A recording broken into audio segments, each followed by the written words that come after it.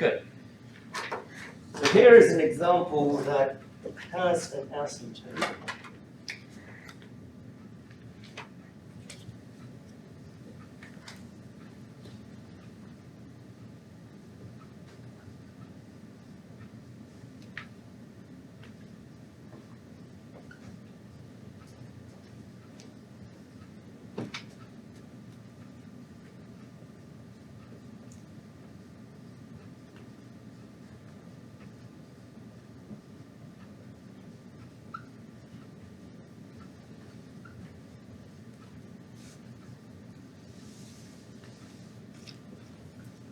I'm going to pick one directly from the textbook so that I don't overcomplicate things.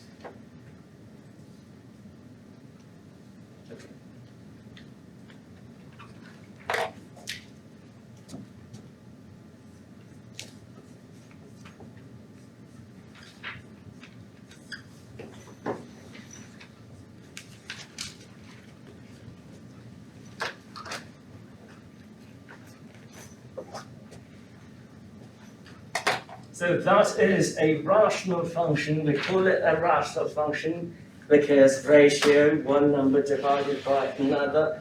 And here we have one function, a polynomial to be precise, divided by another polynomial. If you watch the video, you should know that there is a horizontal asymptote.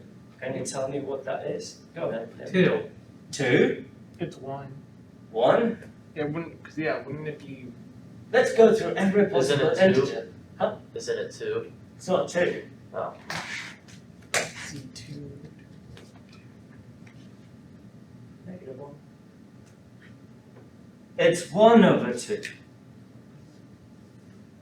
I was thinking, yeah, my bad. I was thinking vertical first. It's 1 over 2 because the degrees are equal. If degrees are equal, then the leading coefficients would simply give you the asymptote. So the horizontal asymptote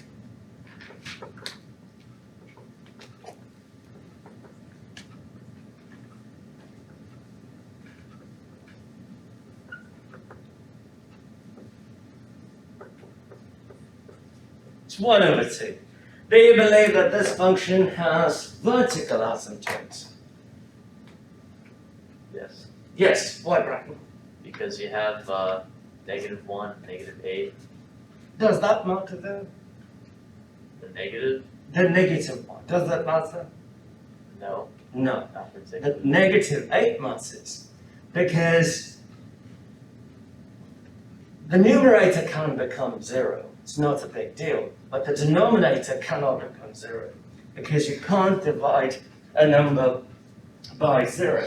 So if I set the denominator to x squared minus 8 equals 0 and solve for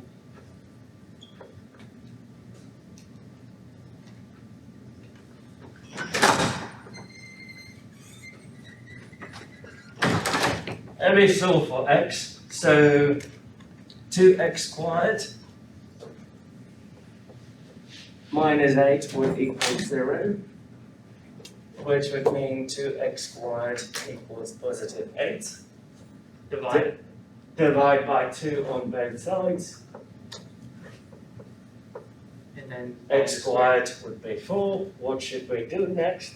square root. Take the square root on both sides. So x would be plus or minus square root of 4 is 2. And do not forget the plus or minus part because it is important. There's going to be one on this side, one on that side. So there are two vertical asymptotes. One is x is equal to 2, the other x is equal to minus 2. And keep in mind, these are simply imaginary lines that we draw so that we can say, okay, the function is going up or down to a positive infinity or negative infinity along those lines. Okay. Now we have to find minima, maxima, if there are any. So how do we find extrema? What do we need first? First derivative. First derivative.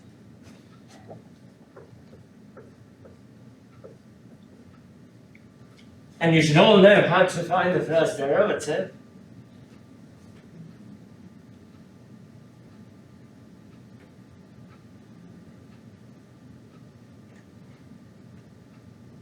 Yes?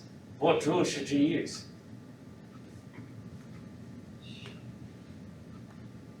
The product rule. Reading coefficient. Coefficient? What rule should we use? This divided by that? Quotient rule. Oh, So yeah. go ahead and use quotient rule. I'll give you about 2 minutes and let's see if we can get it right.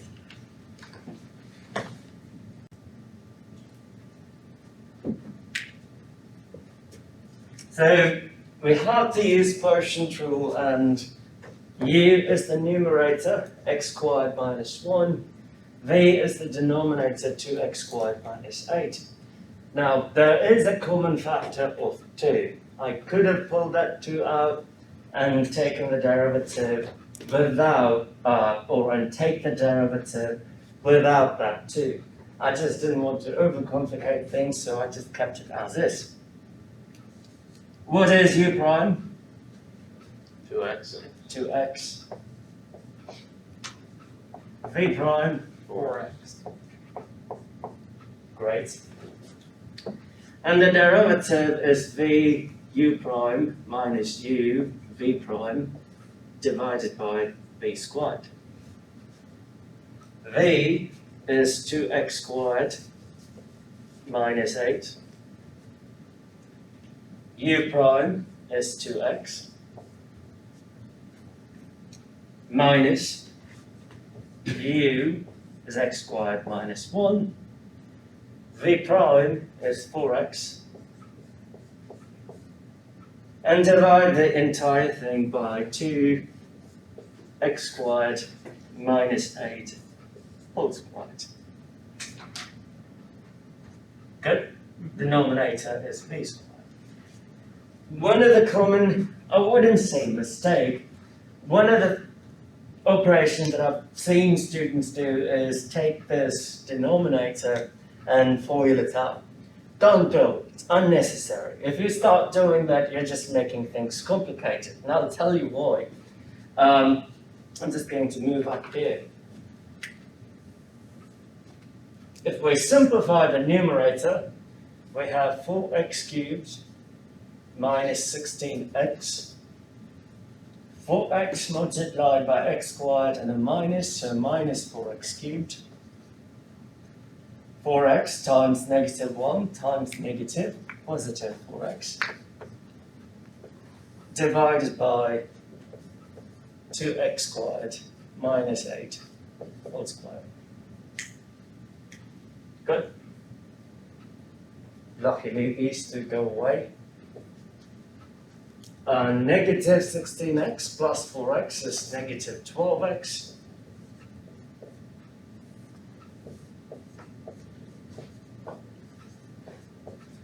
Divided by 2x squared minus 8 whole squared. So that's the first derivative. I'm going to erase this slide.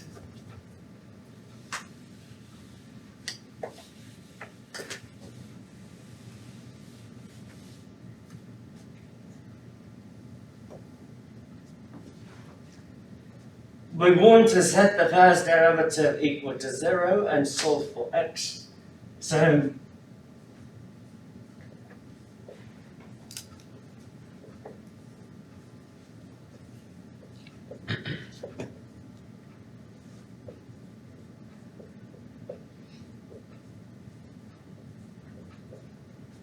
to get, what are we going to get?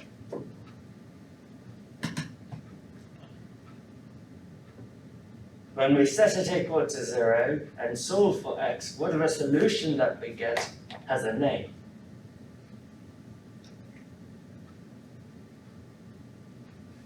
It is critically important that you know this.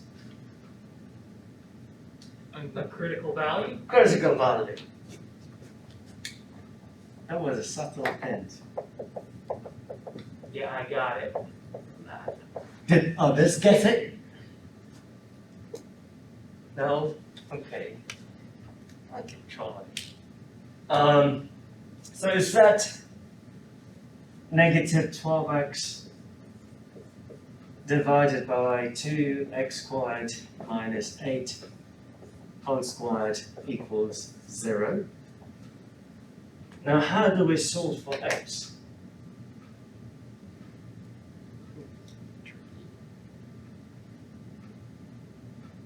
How about this? I multiply both sides by the denominator.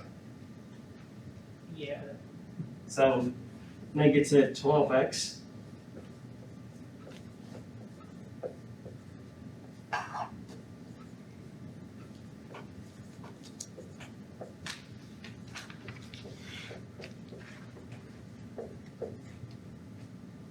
correct?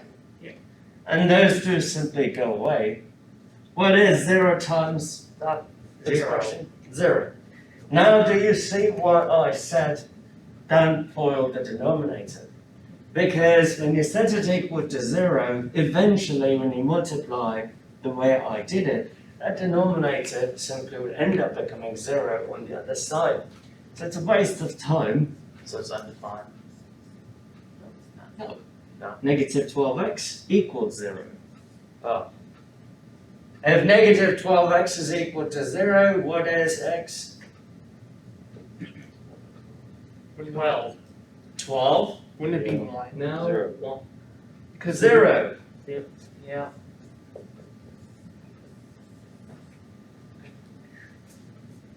Okay.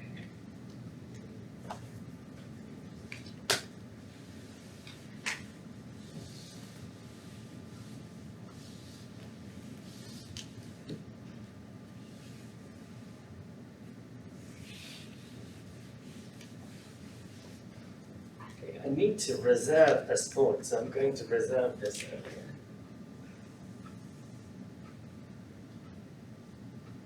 So the critical number is at 0, yes?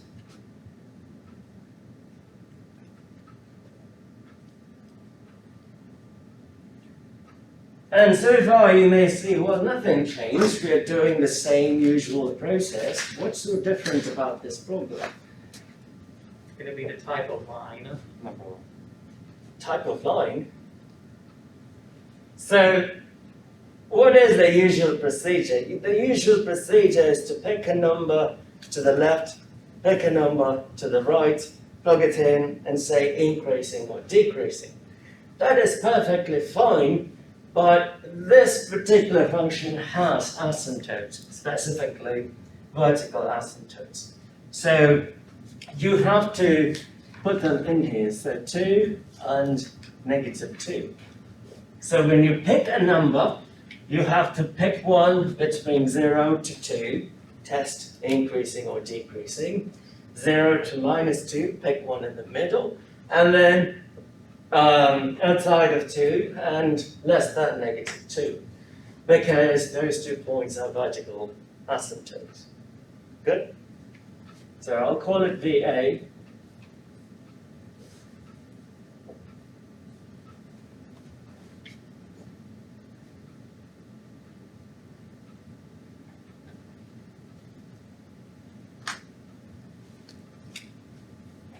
So the next time you go to Virginia, think of a vertical asymptote.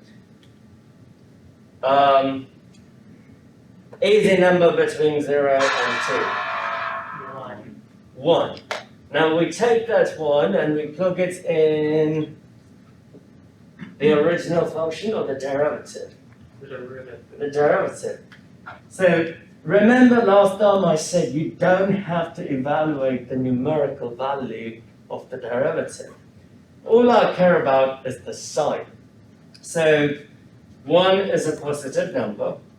So negative 12 times 1 is negative. Right? No matter what number I put here, it'll always be positive. Agreed? So when I plug in 1, I will have negative over positive, which is Negative. negative. So increasing or decreasing? Decreasing. Good. And over here,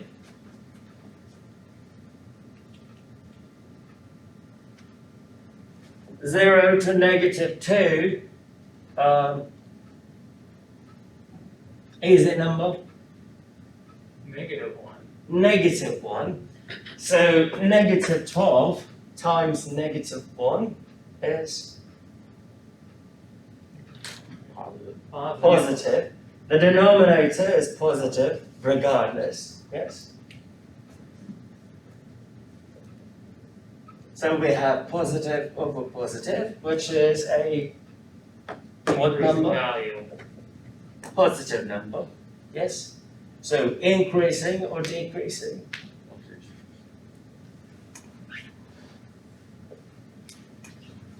Good. Is a number bigger than 2? Let's go with 4. 4? You just want to do 3, that's fine. Yeah. Okay. Okay. -12 times 3. Is it negative or positive? Negative. Negative. The denominator is always positive. So negative number over positive number, which is negative. Right? So it has to be decreasing. Good. And on this side is a number Let's just go with 3 again. -3. -12 times -3 would give you a positive number, yes? Yep. The denominator, always positive because I have a square.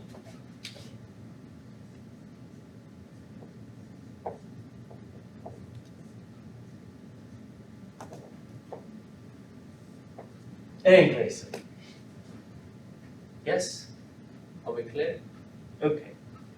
So increasing and increasing, decreasing, and decreasing.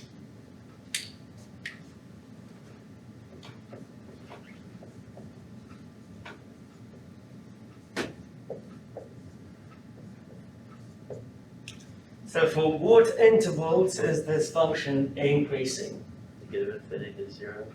No, negative infinity 2, not including -2. So keep in mind, there is this break, right? There is a vertical asymptote. So even though it's increasing, there is an asymptote in the middle. So you have to break it. So it would be negative infinity to -2, union, -2 to infinity. Good? That's not. Oh, It would be sorry. -2 to 0. Thank you. -2 to 0. And then we start with 0 for decreasing. And it is decreasing for x in 0 all the way up to 2. Union 2 to infinity.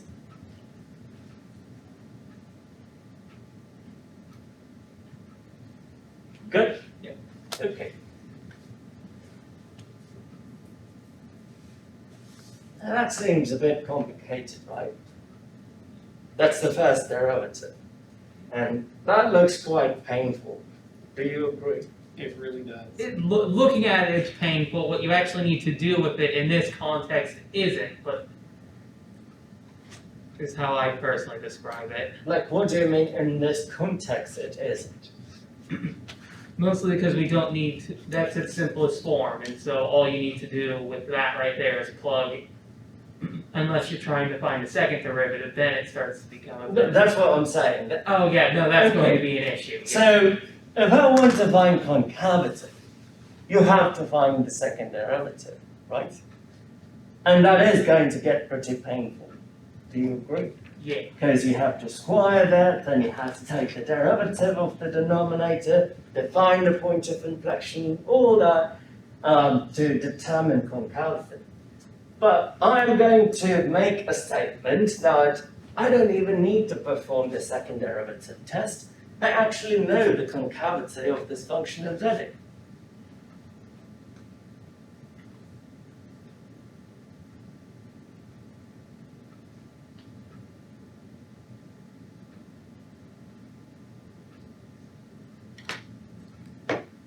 One over two. 1/2. No, I'm thinking the horizontal asymptote, my bad. Oh, I see. So Liam says that horizontal asymptote might play a role. He is correct.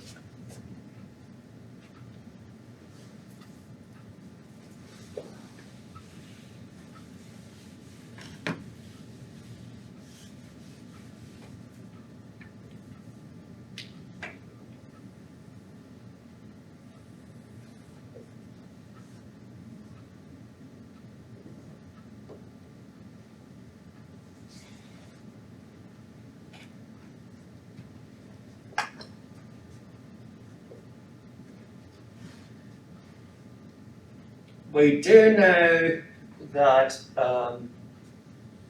the function has a critical value at 0, right? We've established that. So there has to be a minima or maxima over there, correct? So look at this picture. So it's going up and turning and it's coming down at 0. Does it have a maximum or minimum? Maximum. How do we find that maximum value? We know that there is a maximum, but what is the value of that maximum?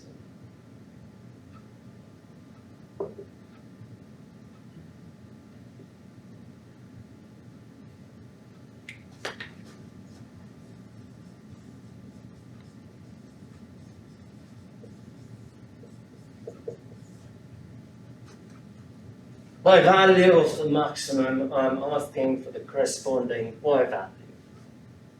How do we find that corresponding y value? Plug right into the. Plug it in the original equation. So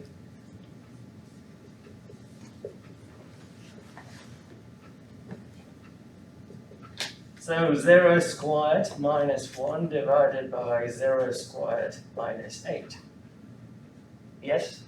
I'm plugging in x is equal to 0, and the numerator I had x squared minus 1, denominator x squared minus 8, 0 squared, 0 squared,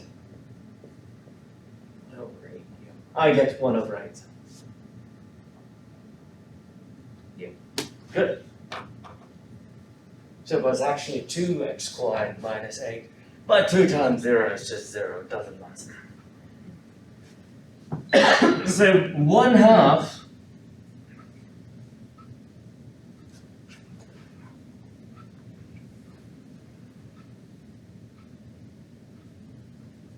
it's right over there. Yes, hypothetically. So 1/2, that is the horizontal asymptote. 1/2. Good? Yeah. The vertical asymptote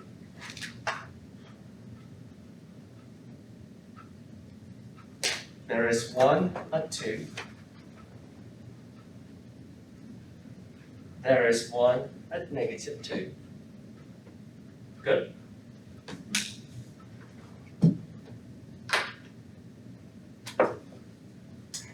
The maximum is at 1/8. 1/8 is 0.125. Yes? Yep. 0.5 is here, so 0.125 is probably there. With me? Yeah, about it. Now, should the curve go like that, or should it go like It this? should go down. Like that, right? And do you see that this function is going along the asymptote? Good. Now, we're saying that it is increasing on that side. So how would it be increasing, or how can we say that it is increasing?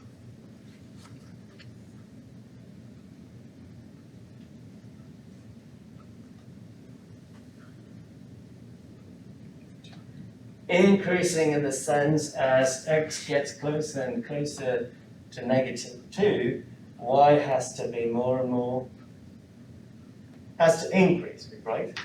So when x is getting closer to -2, y has to become a large value. So where should we draw this? Upper left corner. Right?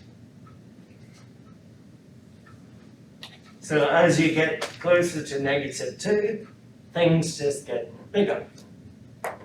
And I've already established that from 2 to 0, or 2 to infinity, the function is decreasing, yes? It's just like a mirror. It's just a mirror of that, so it has to be that. Agreed? So, based on what I did, I have increasing, check, increasing, decreasing, check, decreasing, check, maximum, check. And everything seems to be right. So just by looking at this picture, I can conclude that the function is concave down.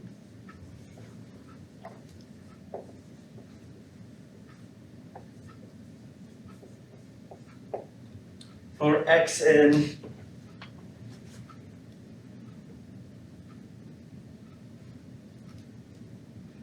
what interval? Negative. Negative It wasn't two. negative infinity to Concave down. down, as in it's curving downward, which is -2 to 2. -2 to 2.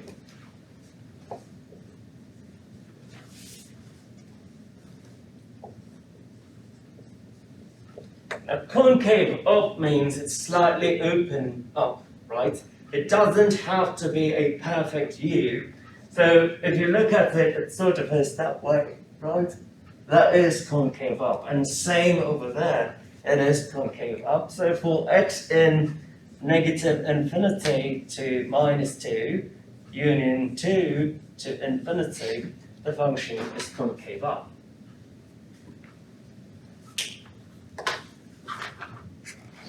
Agreed? Yes. So I did all of this without using a calculator. And I also found concavity without going for the second derivative. The reason being, one, things are going to get complicated. Two, if you can determine concavity without doing the second derivative, why bother finding the second derivative? Do you agree? Okay.